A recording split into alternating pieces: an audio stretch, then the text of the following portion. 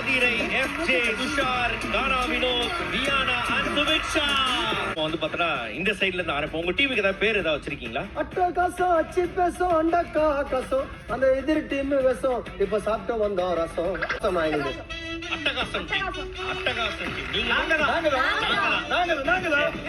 அதுக்கு அப்புறம் யாரார் வாழ்க்கையில என்னென்ன மாற்றங்கள் நடந்திருக்கு அப்படின்னு ஒரு சின்ன ஒரு ரன்னிங் மட்டும் போயிட்டு வந்துருவோம். எங்க வீட்டுக்கு மட்டும் தான் மகனா இருந்தேன். இப்போ எல்லா தமிழ் மக்களுடைய வீட்லயே நான் மகனா இருக்கணும். அது ஒண்ணு போதும்.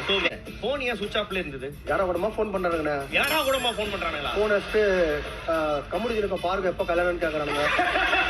நீங்க சொல்லுங்க என்ன நடந்தது பிக் பாஸ் விட்டு வெளியே வந்ததுக்கு அப்புறம்? எனக்கு லைஃப் வந்து பாமா இருக்கு.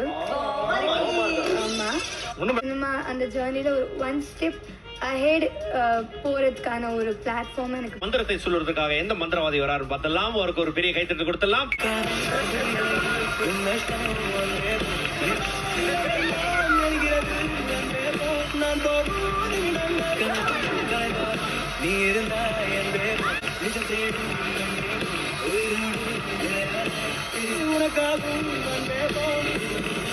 உங்க நடிப்பா இருக்க துபாக்கூர் பேசுறேன்.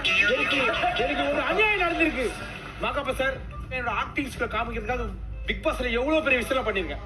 ஆனா இன்னைக்கு வந்து இந்த நிகழ்ச்சியில என்ன கெஸ்டா கூப்பிடாம நீங்க பண்ண இந்த வேலையை நான் பண்பையா ஒரு 4 தோசை சூடு இந்த 5 விடு ஒரே அடி அவ்வளவுதான். இது தெரியணும்னா இந்த மாதிரி போட சொல்றேன். ஏத்த மாதிரி ஒரு பாட்டு போடுவோம்.